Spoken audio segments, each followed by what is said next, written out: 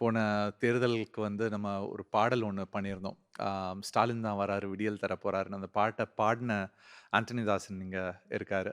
அந்த பாடல வந்து சின்ன வரிகள் மட்டும் சின்ன மாற்றம் செஞ்சு இப்ப உங்களுக்காக பாடுறதுக்காக ம். வந்திருக்காரு.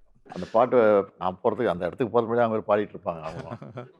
மக்களே டான்ஸ் ஆட ஆரம்பிச்சுருவாங்க. வாய்க்கிலே இசைக்கருவிகளை தூக்கிட்டு வரவரு நானும் சேர்ந்து இதை அந்த பண்ண போகிறோம். ஸ்டாலின் தான் வந்தாரு, சொன்னதெல்லாம் செஞ்சாரு. இதுதான் உண்மையான விடிவு. ஸ்டாலின் தான் மறுபடி வெடிக்கட்டும் சரவெடி. அதுதான் அதுதான் எதிரிகளின் முடிவு. ஸ்டாலின் தான் வர்றாரு, சொன்னதெல்லாம் செஞ்சாரு. இதுதான் உண்மையான விடிவு.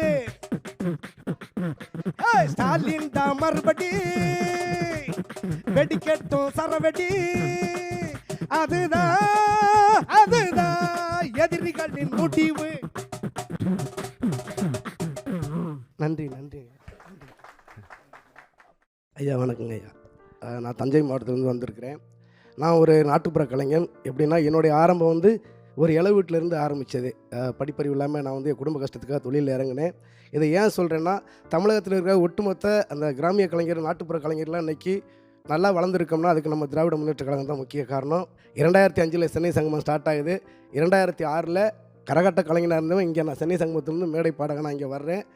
அதில் ஆரம்பித்த என்னுடைய பயணம் இன்றைக்கி 2010 வரைக்கும் நான் அந்த சென்னை சங்கமத்தில் இருந்தேன். 2010 ஸ்டாப் ஆன உடனே எங்கள் கலைஞர்களுக்கெல்லாம் அப்படியே இடி விழுந்த மாதிரி ஆயிடுச்சு. எல்லாமே நழுவிட்டு போயிட்டோம். மறுபடி மீண்டும் இந்த சென்னை சங்கமத்தை எடுத்து இந்த கலைஞர்களுக்கு ஒரு வாழ்வு கொடுத்ததுக்கு நான் இந்த வேளையில் ஒட்டுமொத்த கலைஞர்கள் சார்பாக நன்றியை